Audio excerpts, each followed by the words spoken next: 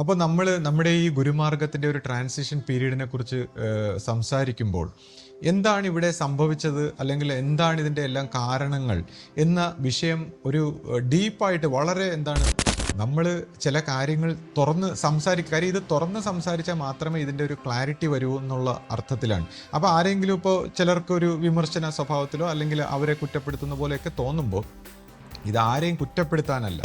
അപ്പോൾ ഇവിടെ തന്നെ പലരും, ഞാനിപ്പോൾ അഭിവന്ദ്യ ശിഷ്യപൂജിത ഗുരുവിനെക്കുറിച്ച് സംസാരിക്കുമ്പോൾ പലരും ഇങ്ങനെ വ്യക്തിപരമായിട്ട് എന്തോ ഒരു ബന്ധം അല്ലെങ്കിൽ ഒരു വ്യക്തിയെക്കുറിച്ച് സംസാരിക്കുന്നു എന്നുള്ള ഒരു രീതിയിൽ ചിന്തിക്കാറുണ്ട്. എന്നോട് ചിലർ വന്ന് സംസാരിക്കാറുണ്ട്, ഗുരു ഇങ്ങനെയാണ് പറഞ്ഞത്, അല്ലെങ്കിൽ ഗുരു അങ്ങനെയല്ലേ പറഞ്ഞിട്ടുള്ളൂ, അല്ലെങ്കിൽ ഗുരു പ്രതികരിക്കാൻ ഏട്ടാ നീയാണ് പ്രതികരിക്കേണ്ടത്, നീ സംസാരിക്കടാ, നീ പ്രവർത്തിക്കടാ എന്നൊക്കെ ഗുരു പറഞ്ഞിട്ടുള്ളത്, അതുകൊണ്ട് നമ്മൾ പ്രവർത്തിക്കണം, നമ്മൾ തിരുത്തണം എന്നൊക്കെ പറഞ്ഞ് ഭയങ്കരമായിട്ട് വഴക്കുണ്ടാക്കുന്നവരെയൊക്കെ ഞാൻ കണ്ടിട്ടുണ്ട്. അപ്പോൾ ഈ സമയത്ത് ഇപ്പോൾ ഗുരു പണ്ട് സംസാരിച്ചിരുന്ന ചില ഗുരുവാണികളൊക്കെ എടുത്തു വെച്ച് ചിലർ സംശയിക്കാൻ തുടങ്ങി. അതായത് ഗുരു പറഞ്ഞു, ഇപ്പം 4 പേര് ഇങ്ങനെ ഇരുന്ന് തീരുമാനിക്കണം. അപ്പോൾ ഈ രാജഭരണത്തിൽ ഇപ്പോൾ നമ്മൾ ഈ ഒരു യുഗത്തിൻ്റെ തുടക്കം നോക്കിയ കംസൻ്റെ കാലഘട്ടം മുതൽ ഈ രാജഭരണം എടുത്ത് നമ്മൾ പരിശോധിച്ച് നോക്കിയാൽ നമ്മുടെ ഇന്നത്തെ പൊളിറ്റീഷ്യന്മാരൊക്കെ എടുത്ത് നമുക്കത് കാണാൻ പറ്റുന്നതാണ്. കംസന് പറ്റിയ തെറ്റ് നമുക്ക് വരാതിരിക്കണമെങ്കിൽ ആ തെറ്റ് തിരുത്താനുള്ളൊരു അവസരമാണ് ഇപ്പോൾ ഗുരു തന്നിരിക്കുന്നത്. എങ്ങനെയാണ്? ഇപ്പോൾ അവനവൻ്റെ മനസ്സിലൊന്നും ഈ പറയുന്ന ജ്ഞാന ഭക്തി സ്വഭാവങ്ങളൊന്നും വികസിച്ച് വന്നിട്ടില്ലെങ്കിലും ഈ ഗുരുവാക്കനുസരിച്ച് അല്ലെങ്കിൽ ഈ അനുഭവ വശത്ത് ഈ ഭക്തി ദർശന വശങ്ങളൊക്കെ തെളിഞ്ഞ് സംസാരിക്കുന്നവർ പറയുന്നതിനെ വിശ്വസിച്ചുകൊണ്ട് ആശ്രമ സ്വഭാവത്തിൽ ആത്മീയ രംഗത്തുള്ള ഒരു ഹെഡ് എന്താണെന്ന് നോക്കിയാൽ എക്കാലവും അത് ഗുരു തന്നെയാണ്.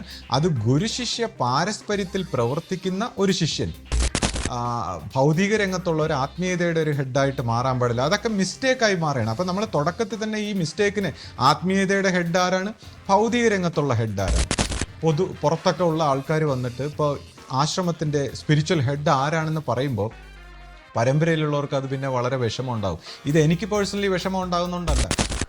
നമ്മുടെ വടക്കോട്ടുള്ള ഒരു വിശ്വാസി ഇങ്ങനെ പറയണ്ടായി, അതായത് അവിടെ വേറെ കുറച്ച് പേര് പറഞ്ഞ കാര്യം, അതായത് അവിടെ ആരും പാമ്പ് കടിച്ച് മരിച്ചു, കുറച്ച് നാളായി മുമ്പ്, ഇപ്പോഴല്ല, പാമ്പ് കടിച്ച് മരിച്ചു. അപ്പം അത് എന്താ അങ്ങനെ മരിച്ചത്?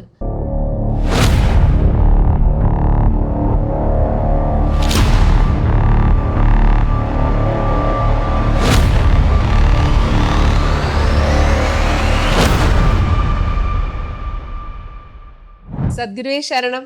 എല്ലാവർക്കും ലൈഫ് ഡിവൈൻ്റെ പുതിയ എപ്പിസോഡിലേക്ക് സ്വാഗതം. ഇപ്പോൾ ശ്രീ കഴിഞ്ഞ വീഡിയോയിൽ സ്നേഹത്തെക്കുറിച്ചാണ് സംസാരിച്ചത്.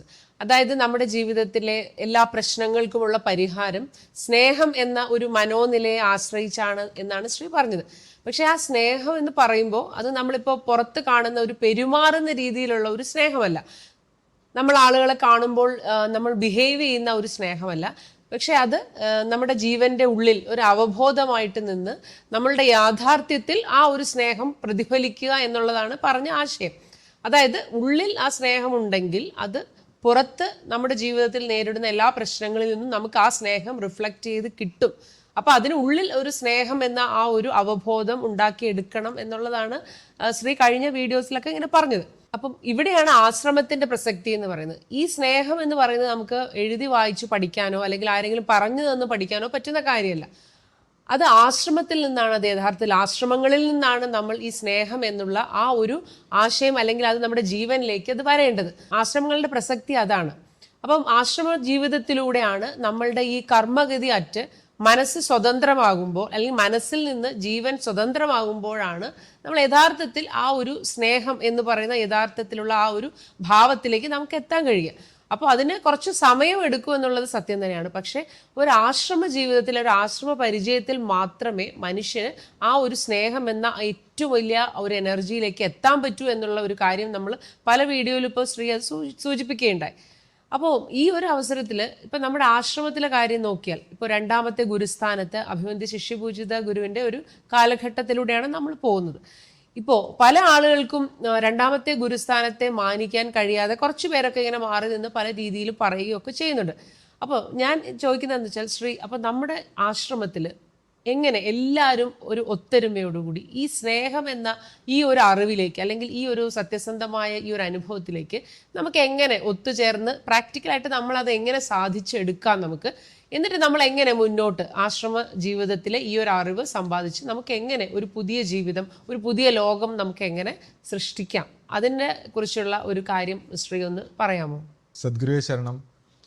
ഇപ്പോൾ ഈ സ്നേഹം എന്ന് പറയുന്ന ഒരു മനോനില അല്ലെങ്കിൽ നമ്മുടെ ഒരു ബോധത്തിന് സമൂലമായ ഒരു പരിണാമം വന്നുകൊണ്ട് നമ്മുടെ അകമേക്ക് മാറ്റം വരുമ്പോൾ ഇതിൻ്റെ ഒരു റിഫ്ലക്ഷനായിട്ട് നമ്മുടെ ജീവിത സാഹചര്യങ്ങളും നമ്മുടെ ശാന്തിയും സമാധാനവും നമ്മുടെ ആരോഗ്യവും നമുക്ക് എല്ലാ വിധത്തിലുള്ള ഐശ്വര്യത്തിലേക്കും എല്ലാം വികസിക്കാനുള്ളൊരു വഴിയാണെന്നും അത് ആശ്രമ സ്വഭാവത്തിൽ ഗുരുമാർഗങ്ങളിലൂടെയൊക്കെയാണ് നമ്മൾ പഠിക്കുന്നതെന്നും നമ്മൾ പറഞ്ഞു. കാരണം നമ്മൾ പൊതുവേ ഒരു പേഴ്സണാലിറ്റി ഡെവലപ്മെൻറ്റ് അല്ലെങ്കിൽ നമ്മൾ പൊതുവേ ഒരു അൺകോൺഷ്യസ് ആയിട്ടുള്ളൊരു മാനസികാവസ്ഥയിൽ പരിണമിക്കുമ്പോൾ ഗുരുമാർഗങ്ങളിൽ വരുമ്പോൾ നമ്മുടെ ജീവൻ്റെ കർമ്മഗതികളൊക്കെ അഴിഞ്ഞ് നമ്മുടെ മനസ്സിൽ നിന്നെല്ലാം നമ്മുടെ ഊർജം ഉണർന്ന് ബോധമായി ഹൃദയത്തിലേക്ക് വരുമ്പോൾ നമ്മൾ ഈ ഒരു സ്നേഹത്തിൻ്റെ ഒരു വക്കിലെത്തുകയും ആ സ്നേഹത്തിൻ്റെ പെരുമാറ്റത്താൽ, ആ സ്നേഹത്തിൻ്റെ ആന്തരിക പരിവർത്തനത്താൽ നമ്മുടെ ജീവിതത്തിന് സമൂലമായി ഒരു മാറ്റം വരുന്നു എന്നൊക്കെയുള്ള ഒരു കാര്യം നമ്മൾ ചർച്ച ചെയ്തു. അപ്പോൾ ഇതെല്ലാം ആശ്രമ സ്വഭാവത്തിലൊക്കെ പഠിക്കുമെന്നൊക്കെ പറയുമ്പോഴും നമ്മുടെ ഇപ്പോൾ ഗുരുമാർഗ സ്വഭാവത്തിലൊക്കെ നമ്മൾ പരിണമിച്ച് വരുമ്പോൾ, നമ്മുടെ ഇപ്പോൾ 2ാം ഗുരുസ്ഥാനത്തൊക്കെ വരുമ്പോൾ കുറച്ച് വ്യക്തികൾക്കുണ്ടായ വിഷമങ്ങളെക്കുറിച്ചും അല്ലെങ്കിൽ അതിനെക്കുറിച്ചുള്ള ചില പരാതികളെക്കുറിച്ചൊക്കെ നമ്മൾ, അല്ലെങ്കിൽ ചിലരുടെ പരിഭവം, ചിലരുടെ വിഷമം, സംശയങ്ങൾ, ഇതിനെക്കുറിച്ചൊക്കെ നമ്മൾ പലപ്പോഴായിട്ട് ചർച്ച ചെയ്യാറുണ്ട്. അപ്പോൾ നമ്മൾ നമ്മുടെ ഈ ഗുരുമാർഗത്തിൻ്റെ ഒരു ട്രാൻസിഷൻ പീരീഡിനെ കുറിച്ച് സംസാരിക്കുമ്പോൾ എന്താണ് ഇവിടെ സംഭവിച്ചത് അല്ലെങ്കിൽ എന്താണ് ഇതിൻ്റെ എല്ലാം കാരണങ്ങൾ എന്ന വിഷയം ഒരു ഡീപ്പായിട്ട് വളരെ ഒബ്സർവ് ചെയ്ത് മനസ്സിലാക്കിയാൽ മാത്രമേ പലരുടെയും ഈ സംശയങ്ങൾക്കും അല്ലെങ്കിൽ പലർക്കും ഉണ്ടായ വിഷമങ്ങൾക്കെല്ലാം ഒരു പരിഹാരമാകൂ. അപ്പം ഞാനിത് തുറന്ന് സംസാരിക്കുമ്പോൾ എനിക്ക് സഹിക്കാൻ വയ്യാത്തതുകൊണ്ടോ അല്ലെങ്കിൽ ഞാനിപ്പോൾ നാളെ എന്തെങ്കിലും എല്ലാത്തിനും ഒരു സൊല്യൂഷൻ വരും, അല്ലെങ്കിൽ എല്ലാം എടുത്തിയാടി അങ്ങ് ശരിയായി കളയും, അല്ലെങ്കിൽ എല്ലാം അങ്ങ് ശരിയാക്കി കളയാം, അങ്ങനെയൊന്നുമുള്ള ഒരു ചിന്തയിലല്ല ഞാനിത് സംസാരിക്കുന്നത്. അല്ലെങ്കിൽ എനിക്ക് സഹിക്കാൻ വയ്യാത്തതുകൊണ്ടോ അല്ലെങ്കിൽ ആരെങ്കിലും കുറ്റം പറയാനുള്ളത് കൊണ്ടോ അല്ലെങ്കിൽ ഞാൻ പറയുന്നത് പോലെ തന്നെ നടക്കണം, അല്ലെങ്കിൽ ഇത് മാത്രമാണ് ശരി, ഇത്തരത്തിലുള്ള ഒരു ചിന്താഗതി വെച്ചിട്ടല്ല ഞാൻ സംസാരിക്കുന്നത്. എന്നെ സംബന്ധിച്ച് എനിക്കിപ്പോൾ എന്ത് കാര്യം വേണോ അത് കണ്ടില്ലെന്നടിക്കാം. കാരണം ഒരു ദൈവികമായിട്ടുള്ള ഒരു ധർമ്മം എങ്ങനെ നടപ്പാകുമെന്നും അതിൻ്റേതായ സമയം എന്താണെന്നും ഓരോ മനുഷ്യരാശിയുടെ ഒരു പരിണാമത്തിനും ബോധവികാസത്തിനും ഒക്കെ അനുസരിച്ച് മാത്രമേ സ്ഥായിയായിട്ടുള്ള ഒരു മാറ്റം ഉണ്ടാകൂ എന്നൊക്കെയുള്ള വ്യക്തമായ ബോധമുള്ളതുകൊണ്ട് നമുക്കെല്ലാം സഹിച്ചും ക്ഷമിച്ചും അഡ്ജസ്റ്റ് ചെയ്തൊക്കെ നമുക്ക് പോകാൻ പറ്റും.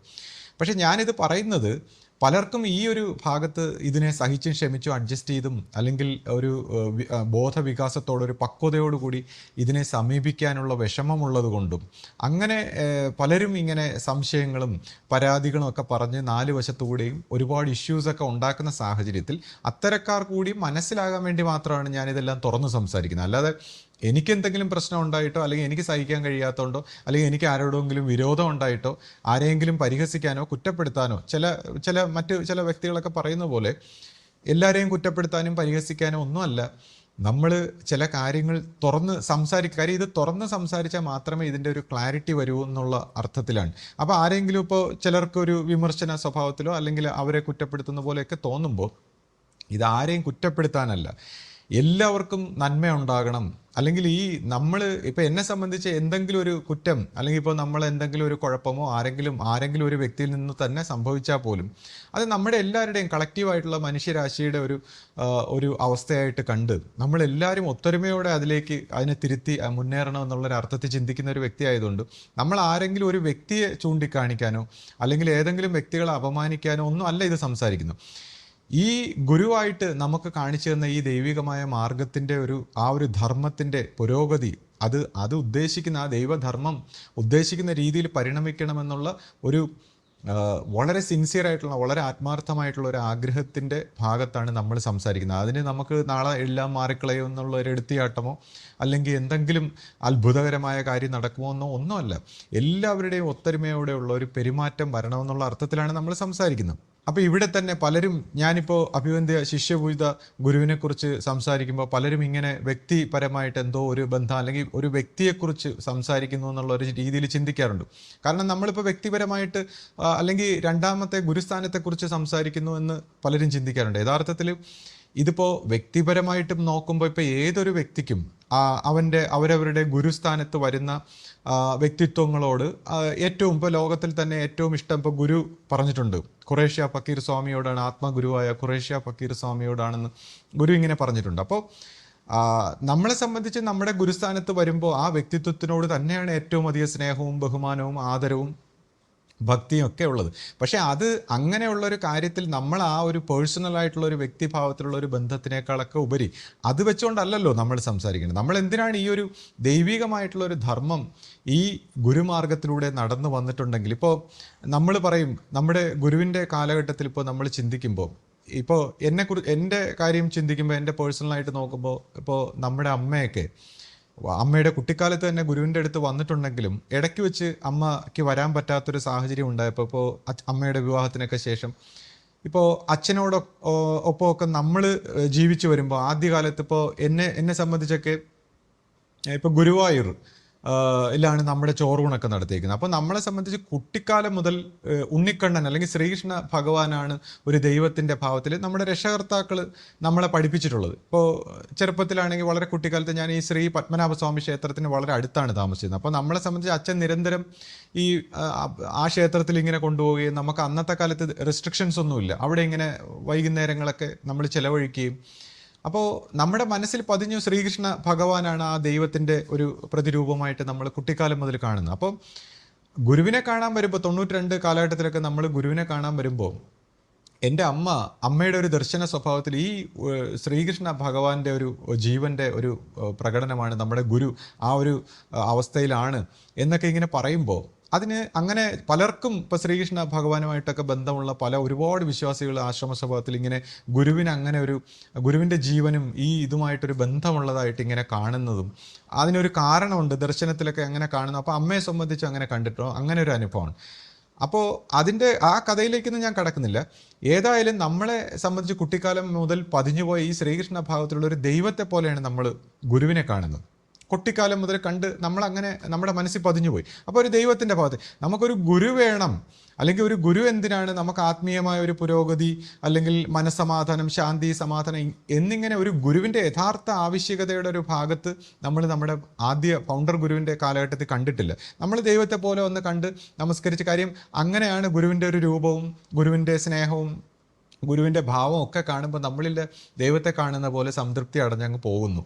നമുക്കൊരു ഗുരു ആവശ്യമാണെന്നുള്ളൊരു തലത്തിലേക്ക് വന്നിട്ടില്ല. പക്ഷേ നമ്മൾ പിൽക്കാലത്ത് നമ്മൾ പ്രായപൂർത്തിയായി നമുക്ക് ഈ ഒരു വിഷയത്തിലൊക്കെ താല്പര്യമാകുമ്പോൾ നമ്മൾ അഭിവന്ദ്യ ശിഷ്യപൂജിതയുടെ അടുത്ത് വരുന്നു, ആ ഒരു ഗുരു സംസർഗത്തിൽ പരിണമിക്കുന്നു. അങ്ങനെയാണ് അനുഭവ സ്വഭാവത്തിലൊക്കെ കാര്യങ്ങൾ മനസ്സിലാക്കി വരുന്നത്. അപ്പോൾ തീർച്ചയായിട്ടും നമ്മുടെ ഗുരുഭാവത്തിൽ വന്ന വ്യക്തിത്വത്തിനോട് നമുക്ക് അത്രയധികം ആദരവും സ്നേഹവും ബഹുമാനവും ഉണ്ട്. എന്നാൽ ആ കാര്യത്തിനെ മാറ്റി നിർത്തി, കാര്യം നമ്മുടെ വ്യക്തിത്വം നമ്മുടെ വ്യക്തിപരമായിട്ടുള്ള എന്തെങ്കിലും ഒരു സ്നേഹത്തിനോ സ്വാർത്ഥപരമായ താല്പര്യങ്ങളോ വെച്ചിട്ടുണ്ടല്ലോ നമ്മൾ ഇതുപോലുള്ള കാര്യങ്ങൾ സംസാരിക്കേണ്ടത്.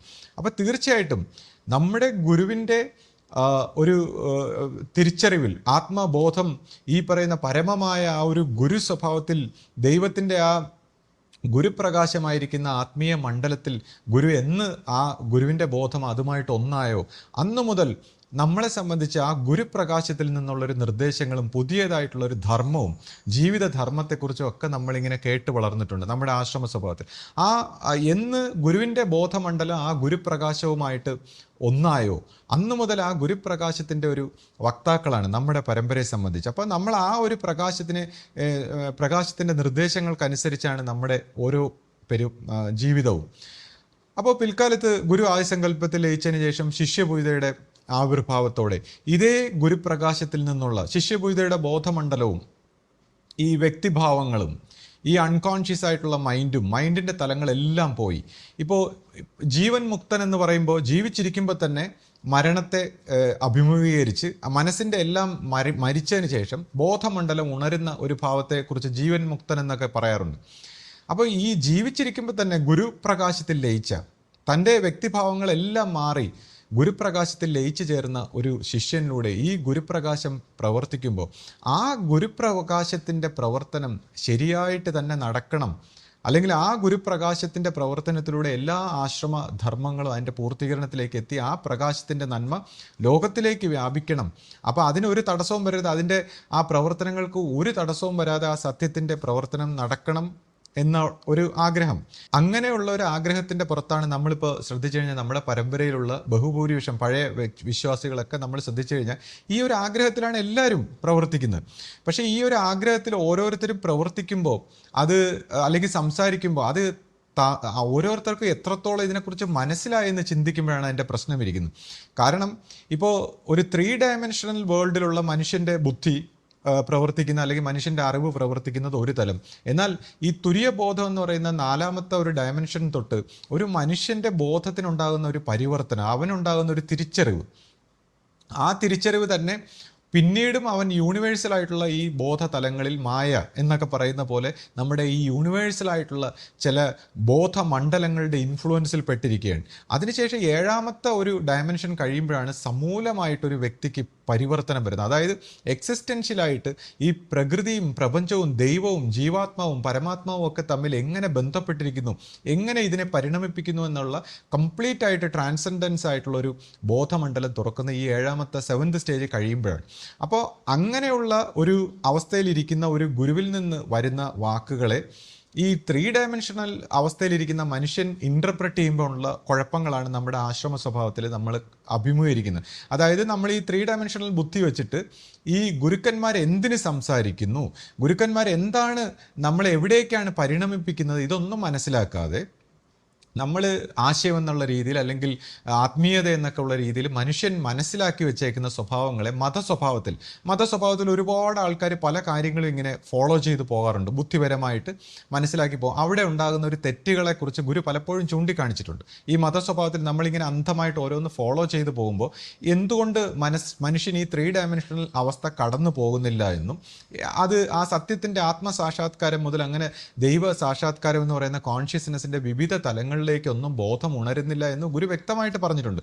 അപ്പോൾ അവിടെ ഒരു ഗുരുവിൻ്റെ നിർദ്ദേശപ്രകാരം പോകുമ്പോൾ ഗുരുവിന് നമ്മൾ ഈ കൺവെൻഷനലായിട്ട് കണ്ടിട്ടുള്ള രീതിയിലല്ലാതെ ഗുരു ഓരോ സമയത്തും ഓരോരുത്തരോടും ഓരോ രീതിയിൽ പെരുമാറിക്കൊണ്ട് എങ്ങനെ പരിവർത്തനം വരുത്തുന്നു എന്നൊക്കെയുള്ള കാര്യങ്ങൾ നമ്മൾ ഒരുപാട് കേട്ടിട്ടുണ്ട്. ഇപ്പം തന്നെ എന്നോട് ചിലർ വന്ന് സംസാരിക്കാറുണ്ട്, ഗുരു ഇങ്ങനെയാണ് പറഞ്ഞത്, അല്ലെങ്കിൽ ഗുരു അങ്ങനെയല്ലേ പറഞ്ഞിട്ടുള്ളൂ, അല്ലെങ്കിൽ ഗുരു പ്രതികരിക്കാൻ, ഏട്ടാ നീയാണ് പ്രതികരിക്കേണ്ടത്, നീ സംസാരിക്കടാ, നീ പ്രവർത്തിക്കടാ എന്നൊക്കെ ഗുരു പറഞ്ഞിട്ടുള്ളത്. അതുകൊണ്ട് നമ്മൾ പ്രവർത്തിക്കണം, നമ്മൾ തിരുത്തണം എന്നൊക്കെ പറഞ്ഞ് ഭയങ്കരമായിട്ട് വഴക്കുണ്ടാക്കുന്നവരെയൊക്കെ ഞാൻ കണ്ടിട്ടുണ്ട്.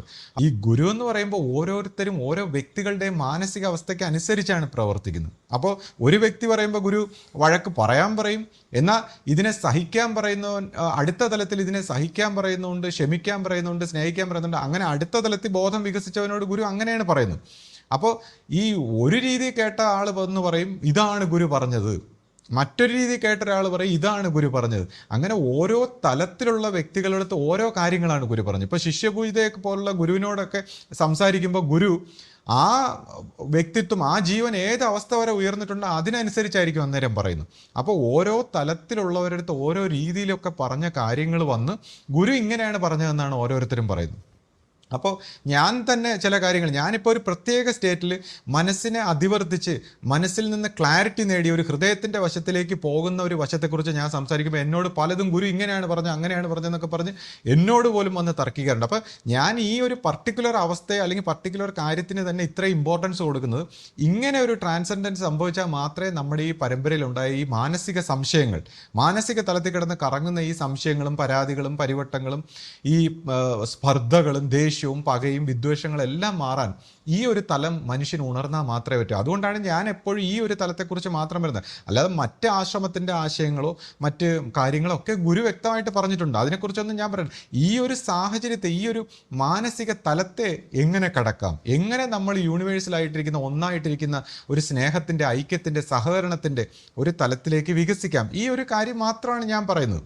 അപ്പോൾ ഏതായാലും നമ്മുടെ ആശ്രമത്തിൻ്റെ ഒരു 2ാമത്തെ ഗുരു സ്ഥാനത്തേക്കുള്ളൊരു പരിണാമം, ആ ഒരു കാലഘട്ടത്തിൽ നടന്ന സംഭവങ്ങൾ എല്ലാവരും വ്യക്തമായിട്ട് മനസ്സിലാക്കണം.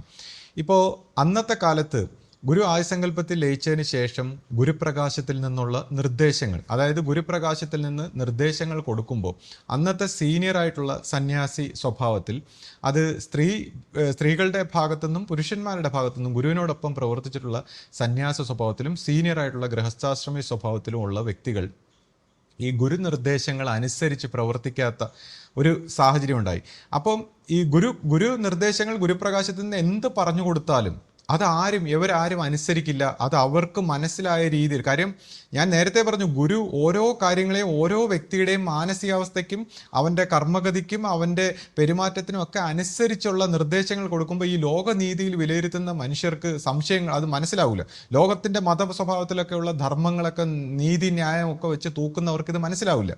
അപ്പോൾ ഗുരുപ്രകാശത്തിൽ നിന്നുള്ള അറിയിപ്പ് പലർക്കും സ്വീകാര്യമാകുന്നില്ല. കാര്യം അവർ മനസ്സിലാക്കിയ ഗുരുവിൻ്റെ രീതി അല്ലല്ലോ എന്നൊക്കെ വിചാരിച്ചുകൊണ്ട് പലരും നിരന്തരം ഇത് സ്വീകരിക്കാത്ത, എതിർക്കുന്ന ഒരു സാഹചര്യം വന്നു.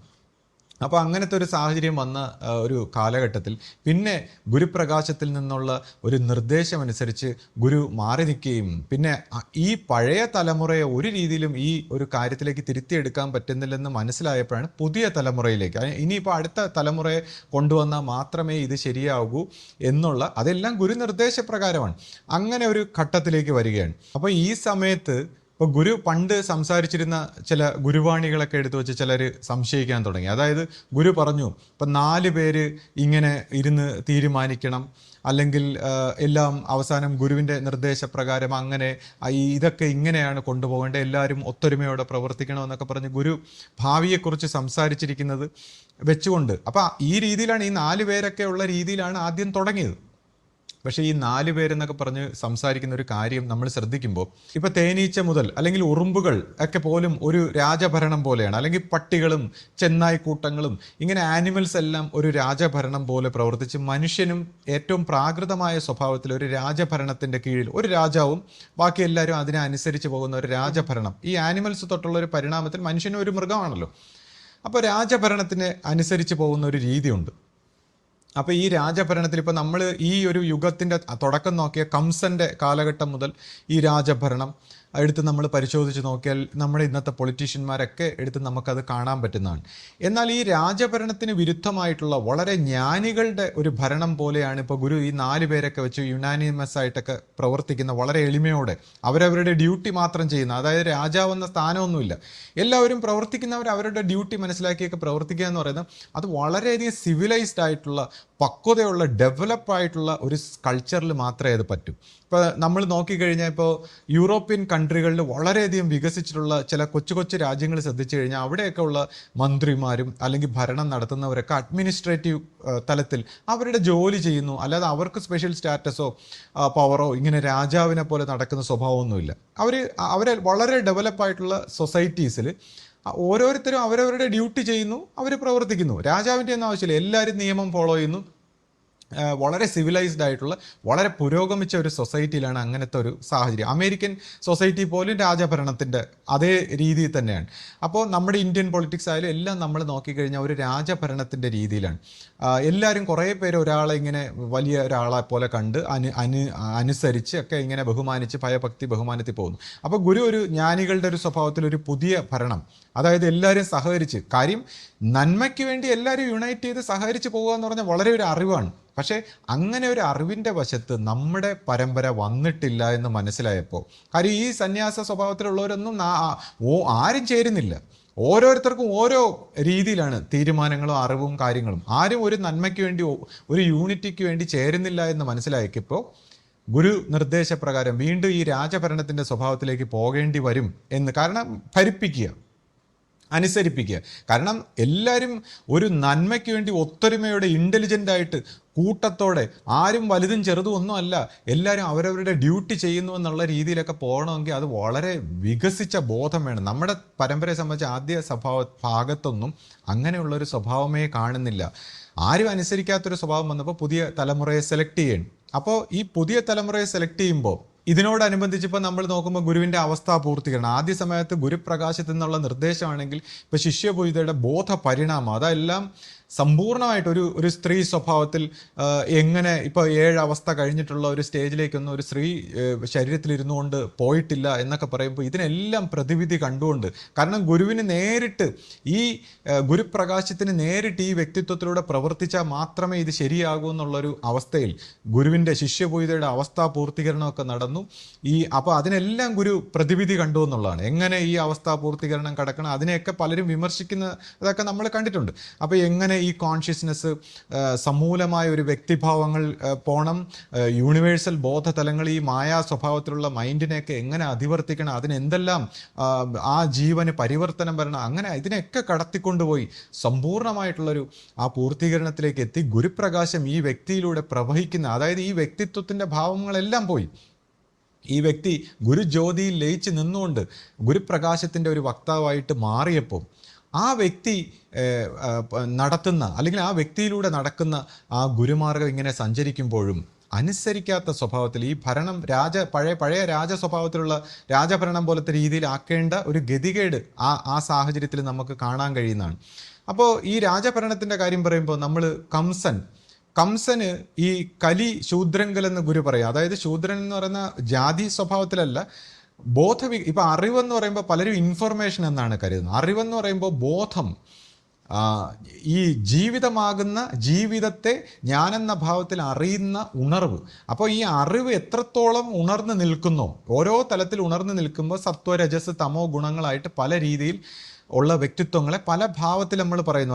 അല്ലാതെ ഈ ചാതുർവർണ്ണ്യം എന്ന് പറയുമ്പോൾ ഈ ജാതി സ്വഭാവത്തിലല്ല, ആ ബോധവികാസത്തിൽ ഓരോ തലത്തിൽ നിൽക്കുമ്പോൾ കലിഭാവത്തിൽ ഏറ്റവും ബോധവികാസത്തിൽ താഴ്ന്നു നിൽക്കുന്നവർക്ക് പോലും എല്ലാ അധികാരത്തിനും മുക്തിക്കും എല്ലാത്തിനും അധികാരിയായ ഒരു ഏറ്റവും നല്ല കാലഘട്ടമെന്നാണ് ഗുരു നമ്മളെ അറിയിച്ചിട്ടുള്ളത്. അപ്പോൾ ഇതിൻ്റെ ഒരു തുടക്കമായിട്ട് ആ ദൈവനിശ്ചയം ഈ കംസൻ എന്ന് പറയുന്ന വ്യക്തിത്വത്തിലൂടെ അന്നത്തെ ആ പ്രകാശ സ്വഭാവത്തിൽ അശരീരിയായിട്ട് ഈ കംസന് അറിയിപ്പ് കൊടുക്കുകയും ഈ ദൈവത്തിൽ നിന്ന് തന്നെ ഈ അശരീരി സ്വഭാവത്തിൽ അറിയിപ്പ് കിട്ടി എങ്ങനെയൊക്കെ ചെയ്യണമെന്ന് പറയുമ്പോഴും നിലനിന്നിരുന്ന ഒരു സിസ്റ്റമായ ആ ദേവീ ദേവന്മാരുടെ പ്രത്യക്ഷ സ്വഭാവത്തിലുള്ള നിർദ്ദേശങ്ങൾ ആ കാലഘട്ടത്തിൽ അങ്ങനെയാണ്. അപ്പോൾ ആ നിർദ്ദേശങ്ങളെ അദ്ദേഹം പാലിക്കുകയും ഈ ദൈവത്തിൻ്റെ വാക്കിനെ നിഷേധിച്ചിട്ട് ഈ ദേവീ ദേവ സ്വഭാവത്തിലുള്ള വാക്കുകളെയൊക്കെ പാലിച്ച് അദ്ദേഹം വഴിതെറ്റിയതും പിന്നെ അദ്ദേഹത്തിൻ്റെ ശ്രീകൃഷ്ണ ഭഗവാനാൽ അദ്ദേഹത്തെ ഉന്മൂലനം ചെയ്യപ്പെട്ടതും ഒക്കെ നമ്മൾ കേട്ടിട്ടുണ്ട്. കാര്യം ആ ദൈവത്തിൻ്റെ പ്രകാശത്തിൻ്റെ വക്താവാകുന്നതിന് പകരം ദേവീ ദേവ സ്വഭാവത്തിൽ പ്രവർത്തിക്കുന്ന ഒരു സ്വഭാവത്തിൽ ഈ രാജധർമ്മം തെറ്റിച്ചു. ഈ കലിയുഗ സ്വഭാവത്തിൽ പ്രവർത്തിക്കേണ്ട സ്ഥലത്ത് ആ രാജധർമ്മത്തിനെ തെറ്റിച്ചതിൻ്റെ ഒരു തുടക്കം കംസനിൽ നിന്ന് ആരംഭിച്ചു. പിന്നെ അത് നമ്മൾ ഹിറ്റ്ലറിലൂടെയും അങ്ങനെ എത്ര പൊളിറ്റീഷ്യന്മാരിലൂടെ ഇത് ഈ നല്ല രീതിയിൽ വരേണ്ടവർ തെറ്റിക്കുന്നതായിട്ടും ഇന്നത്തെ പൊളിറ്റീഷ്യന്മാർ പോലും കാര്യങ്ങളൊക്കെ മാറിയെങ്കിലും ഇപ്പോഴും രാജാക്കന്മാരുടെ സ്വഭാവത്തിൽ പ്രവർത്തിക്കുന്നു. അവർ അനുയായികളും വൃന്ദങ്ങളും ഒക്കെ ആയിട്ട് പ്രവർത്തിക്കുന്നു. അപ്പോൾ എന്തെല്ലാം തെറ്റ് വരുന്നു, എവിടെയെല്ലാം തെറ്റ് വരുന്നു. ഒരു ഗുരുപ്രകാശത്തിൽ നിർദ്ദേശം കിട്ടാൻ ഇന്ന് ആളില്ല. അപ്പോൾ രാജധർമ്മത്തിന് തെറ്റുവരികയാണ്. അപ്പോൾ ഇന്ന് നമ്മുടെ പരമ്പരയിലും ഈ ഒരു രാജധർമ്മം പോലെ പ്രവർത്തിക്കുമ്പോൾ കംസന് പറ്റിയ തെറ്റ് നമുക്ക് വരാതിരിക്കണമെങ്കിൽ ആ തെറ്റ് തിരുത്താനുള്ളൊരു അവസരമാണ് ഇപ്പോൾ ഗുരു തന്നിരിക്കുന്നത്. എങ്ങനെയാണ്?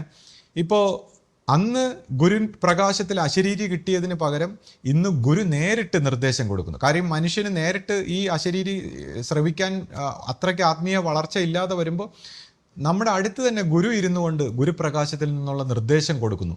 ദേവീ ദേവന്മാർ ഇന്ന് പ്രത്യക്ഷമായിട്ട് വരുന്നില്ല, പക്ഷേ നമ്മുടെ മനസ്സിലൂടെയാണ് പ്രവർത്തിക്കുന്നത്. ദേവീ ദേവന്മാരുടെ എല്ലാ ആരാധനാ സ്വഭാവങ്ങളും മൂർത്തികളും ഈ പറയുന്ന പിതൃ സ്വഭാവം എല്ലാം കൂടെ ഇൻഫ്ലുവൻസ് ചെയ്യുന്നതാണ് നമ്മുടെ മനസ്സ്. നമ്മുടെ മനസ്സിൽ ചിന്തകളായിട്ട് വരുന്ന ഇതാണ്.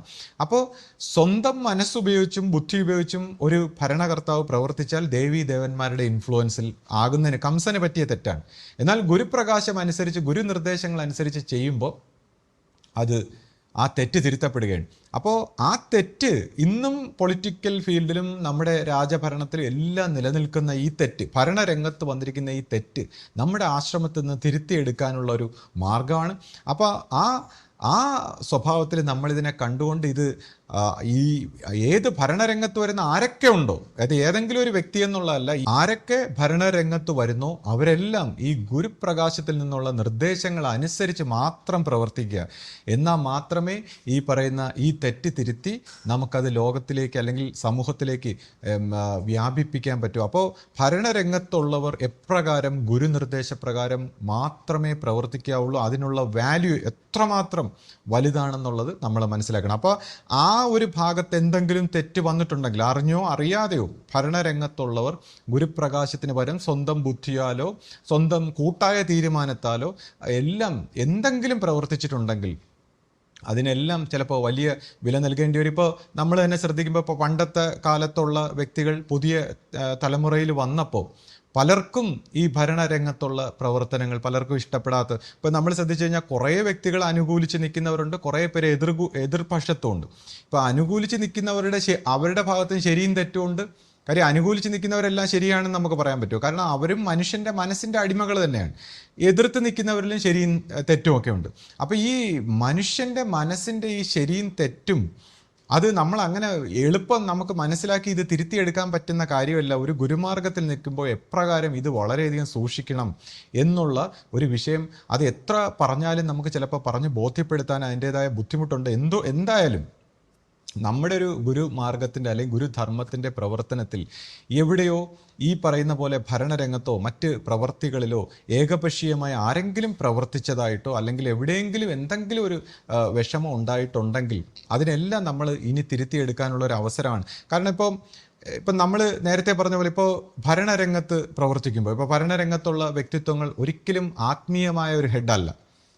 ഭരണരംഗത്ത് ഗുരു പണ്ടേ പറഞ്ഞിട്ടുണ്ട്, ഈ ഭരണരംഗത്ത് പ്രവർത്തിക്കുന്ന ഇപ്പോൾ നമ്മുടെ സന്യാസ സ്വഭാവത്തിലൊക്കെ ഗുരു എപ്പോഴും വ്യക്തമായിട്ട് പറയുന്നത് എന്താണെന്ന് വെച്ചാൽ ഇപ്പോൾ കർമ്മയോഗികളാണ്. കർമ്മത്തിൻ്റെ പ്രവർത്തനങ്ങൾ ചെയ്യുന്ന സന്യാസ സ്വഭാവത്തിൽ മെജോറിറ്റി ആയിട്ടുള്ളതും കർമ്മ മേഖലകളിലൊക്കെ പ്രവർത്തിച്ചു വരുമ്പോൾ ഇപ്പം ജ്ഞാന സ്വഭാവത്തിലും ഭക്തി മാർഗത്തിലും ഒന്നും ചിലപ്പോൾ എല്ലാവർക്കും പ്രവർത്തിച്ച് മുന്നേറാൻ കഴിഞ്ഞെന്ന് വരില്ല. ഓരോരുത്തരും ഓരോ ചിന്താഗതിയും മാനസികാവസ്ഥയൊക്കെ ഉള്ളവരാണ്.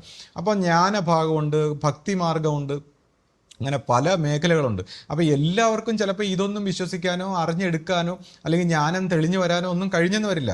അപ്പോൾ എന്താണ് ഇത് ഇല്ലെങ്കിലും അവനവൻ്റെ മനസ്സിലൊന്നും ഈ പറയുന്ന ജ്ഞാനഭക്തി സ്വഭാവങ്ങളൊന്നും വികസിച്ച് വന്നിട്ടില്ലെങ്കിലും ഈ ഗുരുവാക്കനുസരിച്ച് അല്ലെങ്കിൽ ഈ അനുഭവ വശത്ത് ഈ ഭക്തി ദർശന വശങ്ങളൊക്കെ തെളിഞ്ഞ് സംസാരിക്കുന്നവർ പറയുന്നതിനെ വിശ്വസിച്ചുകൊണ്ട് ഈ ഭരണരംഗത്ത് കർത്താക്കളൊക്കെ പ്രവർത്തിച്ചില്ലെങ്കിൽ ഉണ്ടാകാൻ സാധ്യതയുള്ള ആപത്ത്. അപ്പോൾ ഇതിനെക്കുറിച്ച് വ്യക്തമായിട്ട്, കാരണം ഈ മറ്റ് വ്യക്തികൾക്കൊരു വിഷമം ഉണ്ടാകരുത്. കാര്യം എങ്ങനെയോ വിഷമം ഉണ്ടായിപ്പോയി. ഇപ്പോൾ നമ്മൾ നോക്കുകയാണെങ്കിൽ ഇപ്പോൾ ആത്മീയ രംഗത്തുള്ള ഹെഡ്, ആശ്രമ സ്വഭാവത്തിൽ ആത്മീയ രംഗത്തുള്ള ഒരു ഹെഡ് എന്താണെന്ന് നോക്കിയാൽ എക്കാലവും അത് ഗുരു തന്നെയാണ്.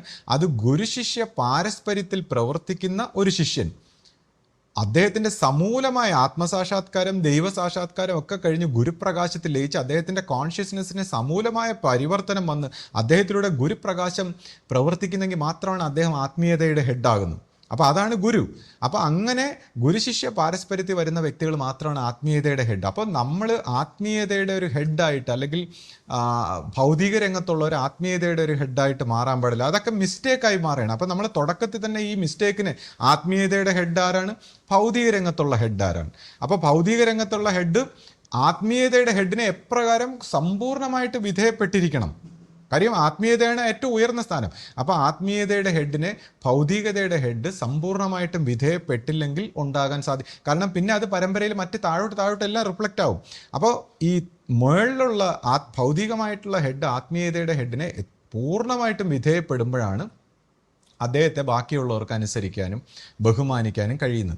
അപ്പോൾ അങ്ങനെ അനുസരിക്കാനും ബഹുമാനിക്കാനും കഴിഞ്ഞാൽ മാത്രമേ ഈ ഒരുമിച്ച് ഒറ്റക്കെട്ടായിട്ട് നമുക്ക് പോകാൻ പറ്റൂ. അപ്പോൾ ഈ ഒരു വശം ആത്മീയതയുടെ ഹെഡ് ആരാണ്, ഇപ്പോൾ ഓരോ വ്യക്തികളും പ്രവർത്തിക്കുന്ന ഒരു സമൂഹത്തിലൊക്കെ പ്രവർത്തിക്കുന്നവർ ഇവിടുത്തെ ആത്മീയതയുടെ ഹെഡ് ആരാണ്, അത് സ്വയം നമ്മൾ ആ രീതിയിലൊരു ഹെഡാണെന്നുള്ളൊരു ചിന്താഗതി വന്നാൽ ഈ ആശ്രമത്തിൻ്റെ ഒരു ഇമേജ് ഇപ്പോൾ ഓരോ വ്യക്തികൾക്കും ഓരോ സ്ഥാനമാണ് കൊടുത്തേക്കുന്നത്. അപ്പോൾ ആ ഒരു പ്രസ്ഥാനത്തിൻ്റെ ഒരു ഹെഡ് ആരാണ് അല്ലെങ്കിൽ സ്പിരിച്വൽ ഹെഡ് ആരാണ് എന്നൊക്കെ നമ്മൾ വ്യക്തമായിട്ട് തുറന്ന് പറയുമ്പോഴാണ് എല്ലാവർക്കും അത് ക്ലാരിറ്റി ഉണ്ടാകുന്നതും ഓരോ വ്യക്തിയുടെയും വലിപ്പം കൂടുകയാണ് ചെയ്യുന്നത്. നമ്മുടെ സ്പിരിച്വലായിട്ടുള്ള ഒരു ഹെഡ് ആരാണ് എന്ന് തുറന്ന് പറയുമ്പോഴാണ് നമ്മുടെ വലിപ്പം കൂടുന്നത്. അപ്പം നമ്മളിപ്പോൾ പരമ്പരയിൽ പ്രസ്ഥാന സ്വഭാവത്തിലൊക്കെ കാണുന്നവർ പുറത്തൊക്കെ ഉള്ള ആൾക്കാർ വന്നിട്ട് ഇപ്പോൾ ആശ്രമത്തിൻ്റെ സ്പിരിച്വൽ ഹെഡ് ആരാണെന്ന് പറയുമ്പോൾ പരമ്പരയിലുള്ളവർക്ക് അത് പിന്നെ വളരെ വിഷമം ഉണ്ടാകും. ഇത് എനിക്ക് പേഴ്സണലി വിഷമം ഉണ്ടാകുന്നതുകൊണ്ടല്ല, പരമ്പരയിൽ ഈ പറയുന്നവർക്ക് പിന്നെ ആർക്കും മനസ്സിലാവാത്ത ഒരു അവസ്ഥ ഉണ്ടാവും. ആരാണ് സ്പിരിച്വൽ ഹെഡ്, ആരാണ് ഈ പൊളിറ്റിക്കൽ ആയിട്ടുള്ള രംഗത്തുള്ള ഹെഡ്, ഭൗതികമായിട്ടുള്ള കാര്യങ്ങളൊക്കെ ഹാൻഡിൽ ചെയ്യേണ്ടത് ആരാണ്. അപ്പോൾ ഇതിനെല്ലാം വ്യക്തമായിട്ടുള്ള ഒരു നിർവചനം വന്ന് അതിനുശേഷം അനുസരിക്കേണ്ടവർ ഓരോ സ്ഥലത്തും അനുസരണ തീർച്ചയായിട്ടും വേണം. പക്ഷേ ഈ പറയുന്ന ആ ഹൈറാർക്കി അതിൻ്റെ പൂർണ്ണമായ തോതിൽ അത് അനുസരിച്ച് വരുമ്പോൾ മാത്രമേ അത് ശരിയാവും. അപ്പോൾ അത് ഏറ്റവും മുകളിലുള്ള ഇപ്പോൾ നമ്മളെ സംബന്ധിച്ചിപ്പോൾ ഒരു 25 വർഷത്തെ ഒരു പാരമ്പര്യം, ഗുരു ആയ സങ്കല്പത്തിൽ അയച്ചതിന് ശേഷം ഒരു 25 വർഷത്തേക്ക് പാരമ്പര്യം നോക്കുമ്പോൾ ഭൗതികമായ രംഗത്ത് പ്രവർത്തിക്കുന്ന ഹെഡായിട്ടുള്ളവർ എത്രത്തോളം ആത്മീയ രംഗത്തിന് വിധേയപ്പെട്ട് നിൽക്കുന്നു, ആ വിധേയപ്പെട്ടതിൻ്റെ വെളിച്ചം അങ്ങനെയാണെങ്കിൽ മാത്രമേ ആ ഭൗതിക രംഗത്തേക്ക് ഗുരുപ്രകാശം വരൂ. ഈ ഭൗതിക രംഗത്തുള്ള ഹെഡുകൾ ആത്മീയ രംഗത്തുള്ള ഗുരുവിനെ വിധേയപ്പെട്ട് സമ്പൂർണ്ണമായി വിധേയപ്പെടുമ്പോഴാണ് ആ ഭൗതിക രംഗത്ത് അതിൻ്റെ നന്മ വരുന്നത്. അത് സമസ്തമായിട്ടുള്ള നമ്മുടെ സ്ഥാപനങ്ങളിലും നമ്മുടെ മറ്റ് പ്രവൃത്തി മണ്ഡലങ്ങളിലും എല്ലാം അത് വ്യാപിച്ച് ആ ഹെഡിൻ്റെ പ്രവർത്തനം ഹെഡിനെ റെസ്പെക്റ്റ് ചെയ്യാനും മാനിക്കാനും അനുസരിക്കാനും ബാക്കിയുള്ളവർ ബാധ്യസ്ഥരാണ്. പക്ഷേ ആ ഹെഡ് എപ്രകാരം ഗുരുവിനെ അനുസരിക്കുന്നോ എന്നതിനനുസരിച്ചാണ് ആ ഗുരുവിന് ആ വ്യക്തിയിലൂടെ പ്രവർത്തിക്കാനും അത് മറ്റെല്ലാ രീതിയിലുള്ള നന്മയായിട്ട് ആശ്രമത്തിന് നമുക്ക് ലഭ്യമാകാനും സാധിക്കുന്നത്. അപ്പോൾ അത് ആരെങ്കിലും എന്തെങ്കിലും തെറ്റ് ചെയ്തെന്നോ അല്ലെങ്കിൽ ആരെങ്കിലും തെറ്റിച്ചെന്നോ അല്ല. ഇതിപ്പോൾ എൻ്റെ ഒരു മനസ്സമാധാനത്തിന് ഞാൻ കാണുന്ന അല്ലെങ്കിൽ ഞാൻ കേൾക്കുന്ന പരാതികളെല്ലാം അടിസ്ഥാനമാക്കിക്കൊണ്ട് ഇതിനൊരു വിശദീകരണം നൽകുന്നതാണ്. അപ്പോൾ ഈ ഒരു വിശദീകരണം മനസ്സിലാക്കാൻ അതിൻ്റെ ആരെയും കുറ്റപ്പെടുത്താനോ, ഞാൻ നേരത്തെ പറഞ്ഞ ആരെയും കുറ്റപ്പെടുത്താനോ പരിവർത്തനപ്പെടുത്താനോ പരിഹസിക്കാനോ ഒന്നുമല്ല. ഈ ഒരു വിഷയം തിരുത്തി എടുത്തില്ലെങ്കിൽ, ഇപ്പോൾ നമ്മൾ തിരുത്താനുള്ളൊരു അവസരമാണ്. ഇതിൽ തിരുത്തി എടുത്തില്ലെങ്കിൽ എക്കാലവും നമ്മൾ എത്രയോ കാലങ്ങളായിട്ട് ഇങ്ങനെയുള്ളൊരു അസ്വാരസ്യങ്ങൾ കേൾക്കുന്നു, നിരന്തരം കേൾക്കുന്നു. നമ്മൾ പരിഹസിക്കപ്പെടുന്നു. ഞാൻ കഴിഞ്ഞ ദിവസം പറഞ്ഞു, ഇനി ലോകത്തിലേക്ക് നമ്മൾ പരിഹസിക്കപ്പെടുന്നു. കാര്യം ഈ ഒരു കാര്യം തിരുത്തിയെടുക്കാതെ ശരിയാകില്ല. ആത്മീയമായ ഹെഡ് ഏതാണ്, ഗുരുപ്രകാശത്തിൽ നിന്ന് വരുന്ന നിർദ്ദേശം എന്താണ്, ഈ ഒരു ആശ്രമ സ്വഭാവത്തിൽ മറ്റെല്ലാവരും ഈ സ്പിരിച്വൽ ഹെഡിന് എപ്രകാരം വിധേയപ്പെട്ട് നിൽക്കണം. ഇപ്പോൾ ഞാൻ പണ്ടൊക്കെ പറഞ്ഞു, ഇപ്പോൾ നരേന്ദ്രമോദിജി അദ്ദേഹം വന്ന് തൂക്കുമ്പോൾ അത് മറ്റുള്ളവർക്കെല്ലാം മാതൃകയായി മാറുകയാണ്. അപ്പോൾ ഈ സ്പിരിച്വൽ ഹെഡിൻ്റെ മുമ്പേ മറ്റു വ്യക്തികൾ ഇതേപോലെ ചെറിയ രീതിയിൽ എന്തെങ്കിലും കർമ്മ സ്വഭാവത്തിലോ വിധേയപ്പെട്ടോ ഒക്കെ നിൽക്കുന്ന അവരുടെ മഹിമ വാനോളം ഉയരുകയാണ് ചെയ്യുന്നത്. അപ്പോൾ ഇങ്ങനെയൊക്കെയുള്ള സ്വഭാവത്തിലൂടെ അല്ലെങ്കിൽ സ്വഭാവ പരിണാമത്തിലൂടെ നമുക്കിത് കാണിച്ചു തരുമ്പോൾ മറ്റുള്ളവർക്കിത് മനസ്സിലാവുന്നു. അപ്പോൾ അതിനുശേഷം ഈ എളിമയും വിനയത്തോടെ ഈ ഒരു സ്വഭാവത്തിലുള്ള ഈ രാജധർമ്മത്തിൽ നിന്നും ജ്ഞാനികളുടെ ഭരണത്തിലേക്കുള്ള ഒരു പരിവർത്തനം, രാജാക്കന്മാരെ പോലെ അല്ലെങ്കിൽ പൊളിറ്റീഷ്യന്മാരെ പോലെയുള്ള നമ്മുടെ നെട്ടോട്ടത്തിൽ നിന്നും ജ്ഞാനികളുടെ സ്വഭാവത്തിലേക്ക് ഒരു പരിവർത്തനം, ആ ഏറ്റവും തലപ്പത്തുള്ള ഒരു വ്യക്തി, ഏതെങ്കിലും ഒരു വ്യക്തിയെക്കുറിച്ചല്ല ഞാൻ പറയുന്നത്, ഏറ്റവും തലപ്പത്തുള്ളവരിൽ നിന്ന് താഴോട്ട് ഈ ജ്ഞാനികളുടെ സ്വഭാവത്തിലുള്ള ഒരു പരിവർത്തനത്തിലേക്ക് വന്ന് അത് ജനങ്ങൾക്ക്, വിശ്വാസികൾക്കും ഒക്കെ വിശ്വാസ സ്വഭാവത്തിൽ അത് മനസ്സിലാക്കാനും എല്ലാവർക്കും ഒത്തൊരുമയോടെ ഇത് ദൈവത്തിൻ്റെ ഗുരുപ്രകാശത്തിൻ്റെ ഒരു സ്ഥലമാണെന്ന് എല്ലാവർക്കും തിരിച്ചറിയാനും അങ്ങനെ എല്ലാവർക്കും ഒറ്റക്കെട്ടായിട്ട് പ്രവർത്തിക്കാനും ഉള്ളൊരു സാഹചര്യം ഉണ്ടാകണം. അങ്ങനെ ഒരു സാഹചര്യം ഉണ്ടാകണമെങ്കിൽ ഞാൻ ഈ നേരത്തെ പറഞ്ഞ പോലത്തെ ഒരു സ്നേഹം, ഒരു ബഹുമാനം, ആദരവ്, ഇതെല്ലാം ഗുരു ശിഷ്യ പാരസ്പര്യത്തിൽ ഗുരുവിനോടൊപ്പം നിന്ന് പ്രവർത്തിച്ചുകൊണ്ട് ഓരോരുത്തരും അവനവൻ്റെ ഹൃദയത്തിൽ തെളിച്ചെടുത്ത് വ്യക്തി മാഹാത്മ്യത്തിൻ്റെ ഒരു സ്ഥലമല്ലെന്നും അല്ലെങ്കിൽ വ്യക്തി മാഹാത്മ്യത്തെക്കാളെല്ലാം എത്രയോ ഉയർന്ന ഒരു നന്മയാണ് ഹൃദയത്തിലൂടെ ദൈവത്തിലൂടെ ഗുരുവിന് വേണ്ടി പ്രവർത്തിക്കുമ്പോൾ അല്ലെങ്കിൽ ഗുരുവിൻ്റെ ഭാഗത്തിൽ അലിഞ്ഞു ചേരുമ്പോൾ ലഭിക്കുന്നത്. ഒരു വ്യക്തി എന്ന രീതിയിൽ ഈ ഭൗതികമായ ഈ തുച്ഛമായ ഈ ലോകത്തിൽ കിട്ടുന്നതിനേക്കാൾ എത്രയോ വലിയ നന്മയാണ് ആന്തരികമായിട്ട് തൻ്റെ ജീവൻ്റെ സുഹൃതമായിട്ട് ലഭിക്കുന്നത്. വ്യക്തി മാഹാത്മ്യം കൊണ്ടോ അല്ലെങ്കിൽ വ്യക്തിപരമായിട്ടുള്ള എന്തെങ്കിലും ഗുണം കൊണ്ടോ ഒന്നും കിട്ടുന്നതല്ല. അപ്പോൾ ഇത്തരത്തിലുള്ളൊരു ഗുരുമാർഗത്തിൽ എത്രത്തോളം ഗുരുവിനോടൊപ്പം ചേർന്ന് നിന്ന് പ്രവർത്തിക്കണമെന്നും അങ്ങനെ പ്രവർത്തിക്കുമ്പോൾ അത് ലോകത്തിലേക്ക് ഏത് രീതിയിൽ വ്യാപിക്കുമെന്നും ലോകത്തിൽ മൊത്തത്തിൽ നന്മയായിട്ട് അത് ഭവിക്കുമെന്നും ദൈവമാർഗം അങ്ങനെ മനുഷ്യരാശിയിലേക്ക് വരുമെന്നൊക്കെ ഉള്ളൊരു വലിയ ആശയത്തിൻ്റെ വക്താക്കളാണ് നമ്മൾ. അപ്പോൾ ഈ ഒരു ഭാഗം നമ്മുടെ ആശ്രമ സ്വഭാവത്തിൽ അത് ഒരു രീതിയിൽ തിരുത്തപ്പെട്ട് വരട്ടെ. അപ്പോൾ ഇങ്ങനെയൊക്കെ ഉണ്ടാകാനുള്ള സാഹചര്യം എന്താണെന്നാണ് ഞാൻ വിശദീകരിച്ചത്. കാരണം ഈ സംശയങ്ങളും പല ജില്ലയിലുള്ളവർ, വ്യത്യസ്തമായ സ്ഥലങ്ങളിലുള്ളവർ ഒക്കെ പല രീതിയിലുള്ള സംശയങ്ങളൊക്കെ പ്രകടിപ്പിക്കുമ്പോൾ ഞാനിങ്ങനെ കേൾക്കുമ്പോഴാണ് ഞാൻ ഇതെല്ലാം തുറന്നു പറയുന്നത്. കാരണം ഇങ്ങനെയൊക്കെയുള്ള ഇതിനെല്ലാം ഞാൻ ആദ്യമേ പറഞ്ഞല്ലോ, ഗുരുവാക്ക് അനുസരിക്കാത്ത ഒരു സമൂഹത്തിൽ നിന്നാണ്, അല്ലെങ്കിൽ നമ്മുടെ സീനിയറായിട്ടുള്ള ഭാഗത്തു നിന്ന് ഇങ്ങനെ ഒരു പ്രശ്നം വന്നപ്പോഴാണ് ഇങ്ങനെ പുതിയ തലമുറയെ കൊണ്ടുവരുന്നത്. അപ്പോൾ പുതിയ തലമുറയുടെ ഭാഗത്തുനിന്ന് അവർക്ക് നമ്മുടെ പുതിയ തലമുറയിലുള്ള കുട്ടികൾ നമ്മൾ ശ്രദ്ധിച്ചറിയാം അനുസരണ സ്വഭാവത്തിൽ എപ്രകാരം മാറിയിരിക്കുന്നു, അല്ലെങ്കിൽ അവരുടെ ഒരു പെരുമാറ്റങ്ങളൊക്കെ പഴയ തലമുറയുമായിട്ട് കമ്പയർ ചെയ്യുമ്പോൾ വ്യത്യസ്തമാണ്. അപ്പോൾ അതുപോലെ പുതിയ തലമുറയുടെ ഭാഗത്തു നിന്ന് എന്തെങ്കിലും മാറ്റങ്ങളോ ഇതൊന്നും ആരുടെയും ഒരു വ്യക്തിയുടെ ഭാഗത്തല്ല, നമ്മുടെ പരമ്പരയുടെ കൂട്ടായ ഒരു എന്തൊക്കെയോ അപജയങ്ങൾ, അല്ലെങ്കിൽ എന്തൊക്കെയോ വിഷമങ്ങൾ, അല്ലെങ്കിൽ എന്തൊക്കെയോ അറിവില്ലായ്മകൾ. നമ്മൾ മനുഷ്യരാണ്. അപ്പോൾ മനുഷ്യരുടെ ഭാഗത്തു നിന്ന് ഇത്തരത്തിലുള്ള അറിവില്ലായ്മകളൊക്കെ ഉണ്ടാകുന്നു. അപ്പോൾ ഇതിനെ നമുക്ക് കൂട്ടായി തിരുത്തിയെടുക്കാം. അല്ലാതെ ഏതെങ്കിലും ഒരാൾ തെറ്റ് ചെയ്യുന്നു എന്നല്ല ഞാൻ പറയുന്നത്. കൂട്ടായിട്ട് ഇത് എല്ലാവരുടെയും ഉത്തരവാദിത്തമായിട്ട് ഏറ്റെടുത്ത് ഇതിനെ തിരുത്തി മുന്നോട്ട് പോകാൻ, ആ ദൈവകാരുണ്യം ഈ പരമ്പരയിലൂടെ പ്രവർത്തിക്കാൻ എന്തൊക്കെ നമുക്ക് ചെയ്യാൻ പറ്റുമോ ചെയ്യാം. അപ്പോൾ ഇത് ഞാൻ പറയുന്നത് പോലെയാണ്, അല്ലെങ്കിൽ ഞാൻ ആണ് ശരി, അല്ലെങ്കിൽ എനിക്ക് എന്തെങ്കിലും നാളെ മാറ്റം വരണമെന്നുള്ള എന്നെ തൃപ്തിപ്പെടുത്താനോ അല്ലെങ്കിൽ എനിക്കൊന്നും ചെയ്യാൻ വേണ്ടിയല്ല. മറ്റ് വ്യക്തികൾ സംഘം ചേർന്നിരുന്ന് ഓരോ സ്ഥലത്തും പറഞ്ഞും ഒക്കെ ഇത് നമ്മുടെ കയ്യിൽ നിൽക്കാൻ പറ്റാത്ത അവസ്ഥയിലേക്ക് പോകണ്ടെങ്കിൽ മറ്റു വ്യക്തികൾ, നമുക്ക് അപക്വമായ ഒരുപാട് വ്യക്തികളുണ്ട്. ഇപ്പം നമ്മളെയൊക്കെ പോലുള്ളവരെ സംബന്ധിച്ച് ദൈവനിശ്ചയം ഒരു രീതിയിൽ അല്ലെങ്കിൽ മറ്റൊരു രീതിയിൽ നടക്കുമെന്നുള്ള വ്യക്തമായ ബോധമുള്ളതുകൊണ്ട് നമ്മൾ സമാധാനമായിട്ടിരിക്കും. പക്ഷേ സമാധാനമായിട്ടിരിക്കാത്ത ആൾക്കാർ ഓരോ വശത്തുനിന്ന് പറഞ്ഞ് ഓരോ രീതിയിലൊക്കെ വരുമ്പോൾ അത് പിന്നെ നമുക്ക് നിയന്ത്രിക്കാൻ പറ്റാതെ വരും. ഇപ്പോൾ ഗുരുനിർദ്ദേശപ്രകാരം ഓരോ കാര്യങ്ങളും പണ്ട് കാലത്തൊക്കെ ചെയ്യുമ്പോൾ അന്നത്തെ കാലത്ത് ഗുരു പറഞ്ഞത് ശിഷ്യന്മാർ എത്രത്തോളം സൂക്ഷിച്ചിരുന്നു. പക്ഷേ ഇന്നത്തെ കാലത്ത് ഇത് ഞാൻ എന്ത് ചെയ്യുന്നു, ഗുരുവല്ലേ ഇങ്ങനെയൊക്കെ പറയുന്നതെന്നൊക്കെ നമ്മളെല്ലാവരും പറയാറുണ്ട്. നമ്മുടെയൊക്കെ എന്തെങ്കിലും ഇഷ്യൂ വരുമ്പോൾ ഇത് ഗുരുവല്ലേ അങ്ങനെ പറഞ്ഞത്. പക്ഷേ ഗുരു പറഞ്ഞ കാര്യം നമ്മൾ എത്രത്തോളം സൂക്ഷിക്കണമെന്നും നമ്മൾ ആ ഉത്തരവാദിത്തം എങ്ങനെ ഏറ്റെടുക്കണമെന്നും നമ്മൾ മനസ്സിലാക്കുമ്പോൾ ആ ഗുരുവിനോടുള്ള സ്നേഹത്തിലാണ് ഈ എല്ലാത്തിൻ്റെയും ആധാരശിലയെന്ന് മനസ്സിലാക്കുമ്പോൾ ഇതൊക്കെ നമ്മൾ ഗുരുവിനെ മറ്റു വ്യക്തികളെ വെറുപ്പിക്കുന്നതിലോ അല്ലെങ്കിൽ മറ്റു വ്യക്തികൾ ഇപ്പോൾ ഗുരുവിനെ പരിഹസിക്കുന്ന ഒരു സാഹചര്യം വരെ ഉണ്ടായി. അപ്പോൾ അങ്ങനെയൊക്കെ ഉള്ള സാഹചര്യത്തിൽ എങ്ങനെ വരാതിരിക്കാം? അങ്ങനെയൊന്നും ഗുരുവിൻ്റെ പേരിലല്ലാതെ താൻ ചെയ്യുന്ന പ്രവൃത്തികളെല്ലാം താൻ ചെയ്യുന്ന പ്രവൃത്തികളായിട്ട് ഏറ്റെടുത്ത്, അല്ലെങ്കിൽ താൻ അധികാരത്തിലിരിക്കുമ്പോൾ എന്ത് ചെയ്യുന്നു അത് തൻ്റെ തീരുമാനമാണ്. അത് ആര് പറഞ്ഞാലും അനുസരിച്ചാലും തൻ്റെ അധികാര പരിധിയിൽ വരുന്നതിൻ്റെ ശരിയും തെറ്റും ഉത്തരവാദിത്തം എല്ലാം താൻ തന്നെ ഏറ്റെടുക്കണം. അങ്ങനെ താൻ ഏറ്റെടുക്കണം, അല്ലെങ്കിൽ പിന്നെ തനിക്കത് പ്രവർത്തിക്കാൻ കഴിയില്ല എന്നുള്ളതാണ്.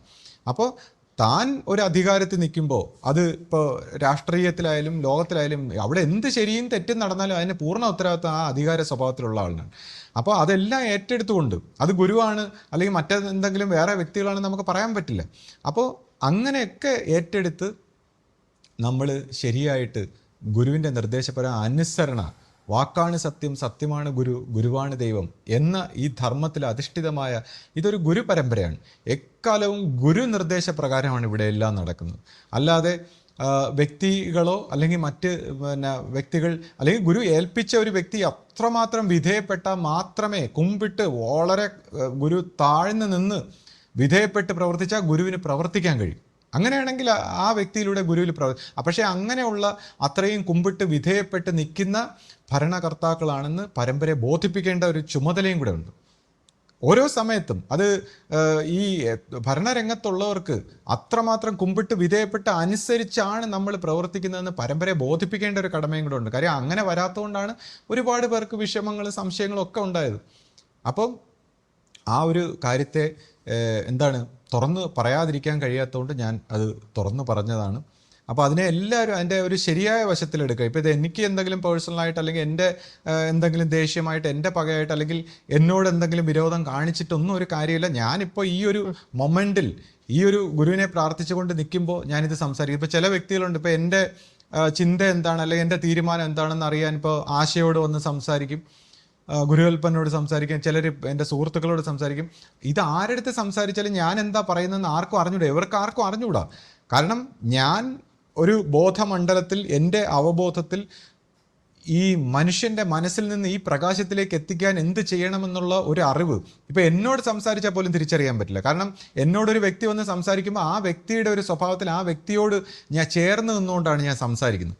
അപ്പോൾ ആ വ്യക്തിക്ക് മനസ്സിലാവില്ല ഞാൻ എന്താണ് ഈ സീരിയസ് ആയിട്ട് പറയാൻ പോണതെന്ന് ആ വ്യക്തിക്ക് മനസ്സിലാവും. കാരണം ഒരു വ്യക്തി അടുത്ത് വരുമ്പോൾ ആ വ്യക്തിയോട് ചേർന്ന് അദ്ദേഹത്തെ വിഷമിപ്പിക്കാതെ സംസാരിക്കുന്ന ഒരു ശീലമാണ് നമുക്ക് പൊതുവെ. അപ്പം നമ്മൾ ഓരോ വ്യക്തിയോടും സംസാരിക്കുമ്പോഴും ഇപ്പം നമ്മുടെ സുഹൃത്ത് ആരോട് സംസാരിച്ചാലും ഇത് അറിയാൻ പറ്റില്ല. ഞാനിത് ഈ ഒരു സത്യത്തിൻ്റെ ദൈവികമായ ഒരു പ്രവർത്തനത്തിന് വേണ്ടി മാത്രമാണ്, അല്ല എനിക്ക് വ്യക്തിപരമായോ മറ്റു കാര്യങ്ങളോ ഒന്നും അല്ല ഞാൻ സംസാരിക്കുന്നത്. അപ്പോൾ അതുകൊണ്ട് തന്നെ ഇതിനെ എതിർക്കാനോ ഇതിനോട് ദേഷ്യപ്പെടാനോ ഇതിനെതിരെ വേറെ എന്തെങ്കിലും പ്രവർത്തിക്കാനോ ഒക്കെ ചെയ്താൽ ആർക്കും അതിൻ്റേതായ ഉപദ്രവങ്ങൾ മാത്രമേ ഉണ്ടാകൂ. കാര്യം ഇതൊരു സത്യമാണെങ്കിൽ ഈ സത്യത്തിനെതിരെ ഇനി ആര് സംസാരിച്ചാലും പ്രവർത്തിച്ചാലും അതെല്ലാം അപകടമായിട്ട് വരുന്നത് സ്വയം അവരവർക്ക് തന്നെയാണ്. പക്ഷേ ഈ സത്യത്തിൻ്റെ നന്മയുടെ വെളിച്ചത്തിലേക്ക് സഞ്ചരിക്കുക എന്നുള്ള ഒരു പോംവഴി മാത്രമേ നമ്മുടെ മുന്നിലുള്ളൂ.